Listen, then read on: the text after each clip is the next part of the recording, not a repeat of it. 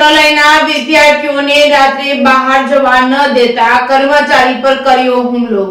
કેશોદના આજાબ road ઉપર NP કોલેજની બાજુમાં આવેલ સરકારી કુમાર છાત્રાલયમાં ફરજ બજાવતા કર્મચારી અરવિંદભાઈ નાગજીભાઈ ચાવડાએ રાત્રિના 10 વાગ્યા આસપાસના સમયે છાત્રાલયમાં રહી અભ્યાસ કરતા વિદ્યાર્થીઓને સંસ્થાની બહાર જતા અટકાવ્યા હોય અને ઉશ્કેરાઈને હુમલો કર્યો હતો, પરંતુ બૂમાબૂમ થતા અન્ય વિદ્યાર્થીઓ આવી જતા હુમલો કરનાર વિદ્યાર્થીઓને અંદર લઈ ગયા હતા અને હુમલાનો ભોગ બનનાર કર્મચારીને 108 તાત્કાલિક એમ્બ્યુલન્સ મારફતે Keshod sub district civil hospital ખાતે ખસેડવામાં આવ્યા હતા। કેશોદ પોલીસ સ્ટેશનના police head constable Kiranbhai Jivabhai Dabhi, police constable Ajaysinh Kalyansinh Chudasama, Vinaysinh Kalubha સિસોદિયાએ સરકારી કુમાર છાત્રાલયમાં ખાનગી કર્મચારી તરીકે ફરજ બજાવતા અરવિંદભાઈ નાગજીભાઈ ચાવડાનું નિવેદન નોંધી મયુરભાઈ મકવાણા અને વિશાલ ગોહિલ વિરુદ્ધ ગુનો નોંધી કાયદેસરની કાર્યવાહી કરવામાં આવી છે। કેશોદ પોલીસ સ્ટેશનના પોલીસ હેડ કોન્સ્ટેબલ દેવાભાઈ ભારે આગળની તપાસ ચલાવી રહ્યા છે। કેશોદના આજાબ રોડ ઉપર એનપી કોલેજ પાસે આવેલા સરકારી કુમાર છાત્રાલયમાં આસપાસના ગ્રામ્ય વિસ્તારના વિદ્યાર્થીઓ અહીં અભ્યાસ કરતા હોય છે, ત્યારે મોડી રાત્રે બહાર જવાનું